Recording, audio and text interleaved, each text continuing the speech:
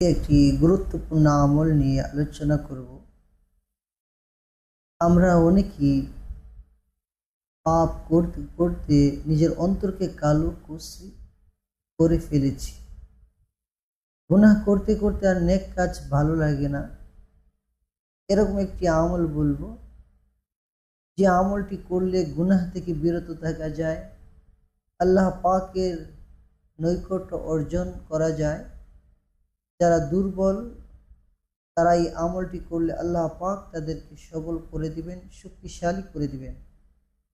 আল্লাহ পাকের পবিত্র নাম আল মাতিনু, এই নামটি যদি কেউ বেশি বেশি করে পাঠ করে, তাহলে আল্লাহ পাক তাকে পাপিষ্ঠ গুনার কাজ থেকে আল্লাহ পাক তাকে হেফাজত করবেন। এবং কেউ যদি কোনো পাপী গুনাহগার ব্যক্তিকে নাম পাঠ করে ফু দেয়, আল্লাহ পাক এর উসিলায় তাকে গুনাহ থেকে হেফাজত করবেন। কোনো দুর্বল ব্যক্তি যদি আল মাতিন ও আল্লাহ পাকের এই নামটি বেশি বেশি করে পাঠ করে, আল্লাহ পাক তাকে সবল শক্তিশালী বানিয়ে দিবেন।